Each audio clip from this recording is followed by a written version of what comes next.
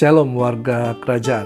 Kali ini proyek kolaborasi akan membahas tentang penyembahan dan penyembah bersama Jonathan Prawira. Tidak asing lagi bagi kita, ya lagu-lagunya sudah sangat banyak terkenal dan banyak dipakai dalam ibadah-ibadah di gereja.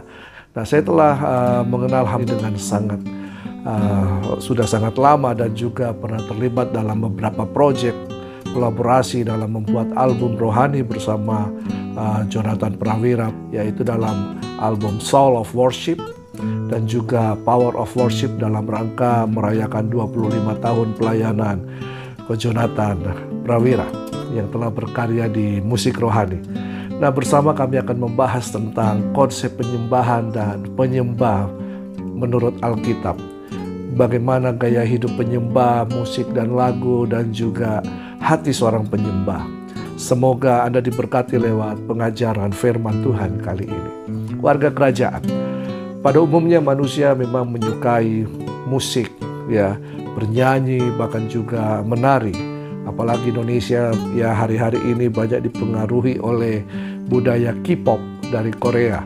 Nah, dalam kehidupan orang percaya demikian, ya, dari lahir bahkan sampai mati pun harus ada pujian, ada nyanyian. Ya, semua orang percaya bisa bernyanyi walaupun ada yang suaranya merdu ataupun pas-pasan, bahkan juga ada out of tune. Ya, tapi tidak apa-apa. Nah, semua orang percaya dapat memberikan penyembahan kepada Tuhan. Nah, tapi tidak semua adalah penyembah. Penyembahan adalah sesuatu hal yang kita berikan kepada Tuhan, baik itu lagu, materi, benda, dan lain-lain.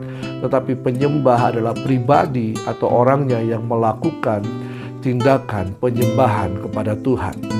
Apa yang membedakan penyembahan orang Kristen dengan penyembahan agama lain?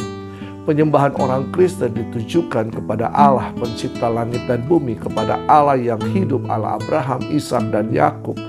Apakah ada liturgi atau pola kegiatan dalam penyembahan Kristen? Ya, ada secara umum. Dalam tradisi Perjanjian Lama, penyembahan itu diwakili oleh pengorbanan binatang dan dipersembahkan kepada Allah lewat perantara, yaitu para imam atau imam besar. Sekali setahun harus masuk ke ruang Maha Kudus untuk mempersembahkan korban kepada Tuhan. Namun dalam masa kini, kita sudah tidak lagi mengorbankan binatang, karena sudah digenapi oleh pengorbanan Yesus Kristus di kayu salib satu kali untuk selama-lamanya. Di kayu salib ini, sehingga darah Yesus Kristus telah menyucikan kita, telah melayakkan kita untuk menghadap kepada Allah. Apakah musik dan lagu sangat berpengaruh dalam penyembahan? Iya. Tetapi bukanlah yang utama. Musik dan lagu hanya sebagai pengantar, penolong kita agar supaya bisa fokus dan merayakan kehadiran Allah dengan sukacita di tengah umatnya. Dalam ibadah di bait Allah, Daud telah menetapkan grup-grup pemuji. Pemusik melayani secara bergantian di bait Allah. Grup-grup ini melayani secara bergantian, mereka ada dalam kelompok-kelompok dan mereka dilatih menjadi orang-orang yang sangat ahli. Musik dan lagu sangat penting karena itu merupakan ekspresi sukacita kita yang kita berikan kepada Tuhan Allah. Namun musik dan lagu bukanlah segala-galanya dalam penyembahan. Jonathan Prawira telah menciptakan banyak lagu untuk membantu umat Tuhan menghayati kasih, anugerah, berkat, kemurahan, pertolongan, pengampunan. Bahkan juga kita diajar lewat lagu kita memperkatakan firman Tuhan. Nah, ini adalah talenta yang Tuhan berikan kepadanya untuk memberkati banyak orang. Bagaimana dengan tempat penyembahan?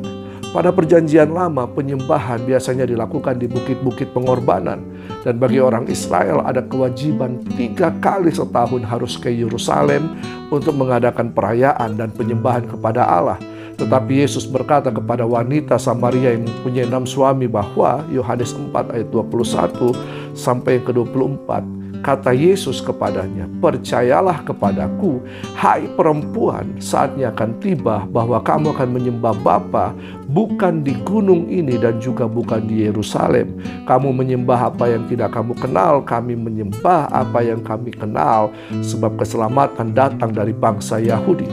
Tetapi saatnya akan datang dan sudah tiba sekarang bahwa penyembah-penyembah yang benar akan menyembah Bapa dalam roh dan kebenaran, sebab Bapa menghendaki penyembah-penyembah demikian.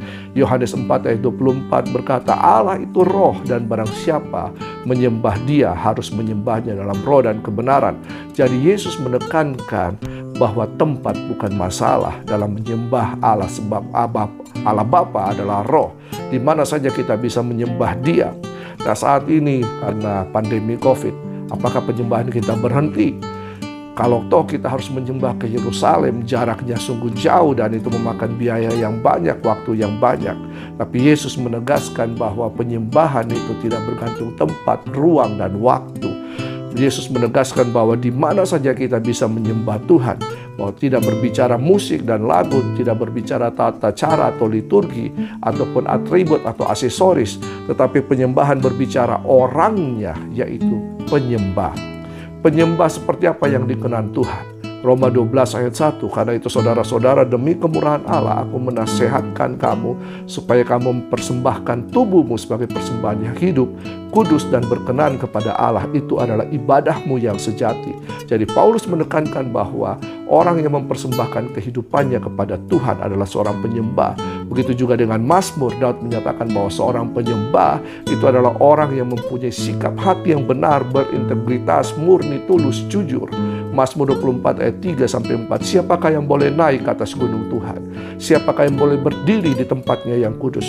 Orang yang bersih tangannya, murni hatinya, yang tidak menyerahkan dirinya kepada penipuan dan tidak bersumpah palsu. Jadi Yesus menekankan bahwa mereka harus menyembah Bapa dalam roh dan kebenaran. Dalam roh, bahwa roh kita harus disucikan, dibangkitkan, dihidupkan, diselaraskan dengan roh Tuhan, sehingga ada persekutuan yang indah, persekutuan yang intim. Kita bisa bersekutu dengan Roh Kudus. Apakah harus berbahasa roh? Tidak. Kalau Roh Kudus mendorong kita untuk berbahasa roh, silakan. Tapi bukan itu intinya. Intinya adalah hubungan. Bagaimana kita berhubungan dengan Bapa, proskuneo, hubungan yang sangat intim, yaitu seperti hubungan persetubuhan suami istri, karena kasih, bukan karena pengenalan biasa. Di dalam kebenaran, artinya kita dibenarkan oleh darah Yesus dan hidup di dalam kebenaran, kita melakukan kebenaran. Roma 8 ayat 1 berkata, demikianlah sekarang tidak ada penghukuman bagi mereka yang ada di dalam Kristus Yesus. Artinya ketika kita mempersembahkan hidup kita, maka hidup kita ini sepenuhnya milik Kristus.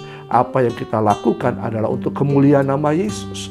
Nah, suatu ungkapan yang menarik tentang penyembahan itu, from our heart overflows love to the Father without any request. Jadi dari hati seorang penyembah harus mengalir kasih kepada Allah Bapa, kasih yang tulus tanpa meminta sesuatu.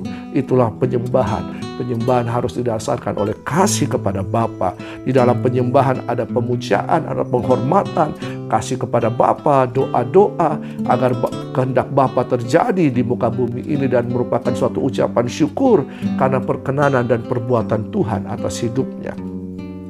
Nah, penyembahan seorang penyembah adalah agar dalam seluruh kehidupannya Yesus dipermuliakan. Dimanapun ia berada, apapun yang ia lakukan atau kerjakan, semuanya merupakan penyembahan kepada Tuhan. Nah, selanjutnya saudara akan diberkati oleh kebenaran firman Tuhan maupun kesaksian dari hamba Tuhan yang telah saya sebutkan tadi. Jika saudara diberkati dan ingin mendukung pelayanan ini, silakan subscribe, like, share, dan bunyikan tanda lonceng. Tuhan Yesus memberkati. Shalom, saya Pastor Jonathan Prawira. Senang sekali bertemu dengan para penyembah Tuhan dimanapun kita berada. Saya berdoa sebagaimana Rasul Yohanes berdoa, kiranya tubuh kita, keadaan kita baik-baik saja, sama seperti jiwa kita baik-baik saja. Kasih karunia Tuhan memelihara tubuh, jiwa, dan roh kita. Amin. Dan pada kesempatan ini saya mendapatkan kehormatan untuk sharing tentang gaya hidup penyembah Tuhan. Wow, kayak apa sih ya lifestyle penyembah Tuhan itu? Dan mari kita lihat, karena selama 30 tahun lebih saya melayani Tuhan di bidang puji-pujian, saya akhirnya mendapatkan kesimpulan yang semakin kuat bahwa ada 3 hal gaya hidup penyembah Tuhan. Seperti apa? Yang pertama kita dapatkan dari Mazmur 25 ayat 14. Dikatakan bahwa Tuhan bergaul karib dengan orang yang takut akan Dia, dan perjanjiannya diberitahukannya kepada mereka. Gaya hidup penyembah yang pertama adalah keintiman dengan Tuhan. Mungkin saudara pun mengalami hal ini. Tetapi ada juga yang berkata, saya nggak bisa intim dengan Tuhan. Saya banyak dosanya, saya banyak kekurangannya. Konteks firman Tuhan ini adalah Daud sedang menyadari kesalahannya. Itu kenapa dia katakan Tuhan bergaul karib dengan dia. Karena dia tahu apa yang dia lakukan tidak layak untuk membuatnya intim dengan Tuhan. Tapi dia bisa intim dengan Tuhan karena Tuhan yang mau bergaul karib dengan dia. Kita bisa intim dengan Tuhan bukan karena kita hebat, karena kita jago menyembah Tuhan, tapi karena kita menyadari Tuhan kita memang Tuhan yang intim dan mau bergaul karib dengan kita. Bagian kita adalah menerima hadiratnya, menerima kedatangannya, menyambut Tuhan Yesus dimanapun kita ada. Jadi gaya hidup penyembah yang pertama adalah intim dengan Tuhan. Yang kedua, ini adalah hasil dari keintiman. Jadi Tuhan mau kita menyembah dengan menikmati, bukan karena perintah agama. Kalau nggak menyembah itu dosa, kalau nggak menyembah nggak diberkati. No. Tuhan mau kita menikmati hubungan dengan Tuhan kita. Dan yang kedua, kita akan mengalami kasih dan kuasanya. Daud itu arti namanya adalah dikasihi Tuhan. Daud mengerti bahwa dia bisa hidup, dia bisa bertahan dalam segala masalahnya. Bahkan dia bisa dipilih Tuhan jadi raja itu bukan karena dia layak, tapi karena Tuhan mengasihi dia. Itu kenapa di Mazmur 136 Daud banyak cerita tentang kasih setia Tuhan. Bahwa kalau bisa musuhnya kalah, kalau bisa dia menjadi raja, itu karena kasih setia Tuhan. Dan yang bukan cuma kasih, tetapi juga kuasa.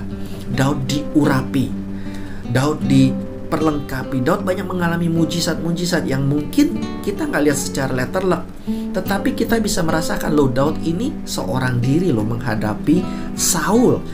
Saul itu banyak pengalaman, banyak tentara, banyak modal. Sedangkan Daud waktu itu adalah public enemy number 1, buronan nomor 1 negara.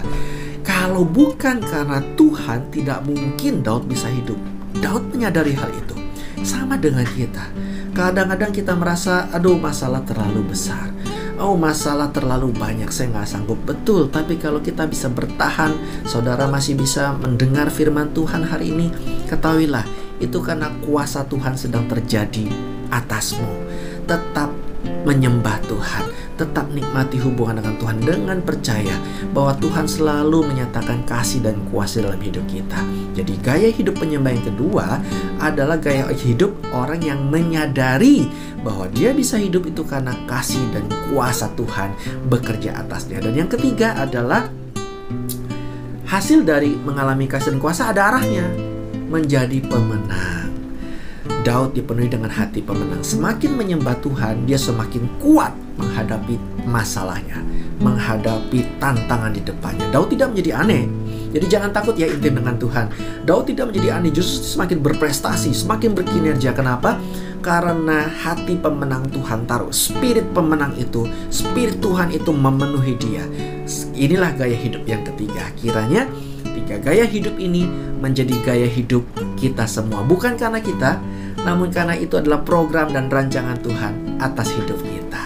Tetap menyembah Tuhan, tetap intim dengan Tuhan, tetap alami kasih dan kuasa Tuhan, menjadi pemenang. Tuhan Yesus memberkati.